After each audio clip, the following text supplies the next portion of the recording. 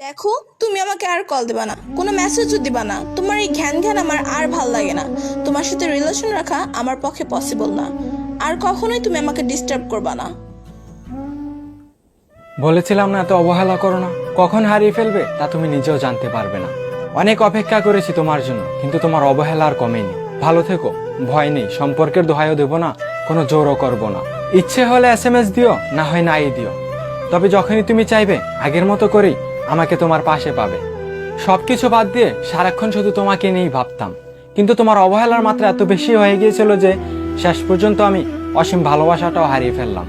একটা দিনে তো 24 ঘন্টা, তার মধ্যে যদি তুমি আমার 4 ঘন্টাও সময় দিতে তাও আমার কষ্ট থাকতো না। আরে আমি তো 4 মিনিটও খুশি থাকতাম, নাকি এই সময়টাও তোমার কাছে ছিল না? ভালোবাসার মানুষটার সবচেয়ে ভালো লাগার মুহূর্ত কি জানো? যখন তার ভালোবাসার মানুষটা তার সাথে থাকে, কিংবা দূরে থেকেও তাকে একটু সময় দেয়। আমি নিজেকে পরিবর্তন করেছিলাম শুধু তোমার ভালোবাসার দিকে তাকিয়ে, কিন্তু সেই ভালোবাসা এত তাড়াতাড়ি কমে যাবে তা আমি কখনোই ভাবিনি। একটা কথা কি জানো, অবহেলার মাত্রা যখন বেড়ে যায় তখন ভালোবাসার ইচ্ছাটাও কমে যায়। আমিও নিজেকে গুটিয়ে নিয়েছি, ভেবেছি তুমি যদি দূরে থাকতে চাও তবে আমি কেন আটকাবো। তুমি আসার আগেও আমি একা ছিলাম, তুমি থেকেও যদি নিজেকে একা মনে হয় তবে এখন আমি একা থাকতে পারবো। জানি মাঝের স্মৃতিগুলো অনেক কষ্ট দিবে, আমি ভালো থাকতে পারবো না, তবু নিজেকে মানিয়ে নিব। হয়তো তুমি একদিন বুঝতে পারবে আমার ভালোবাসার মূল্য। অপেক্ষায় থাকবো তোমার ফিরে আসা।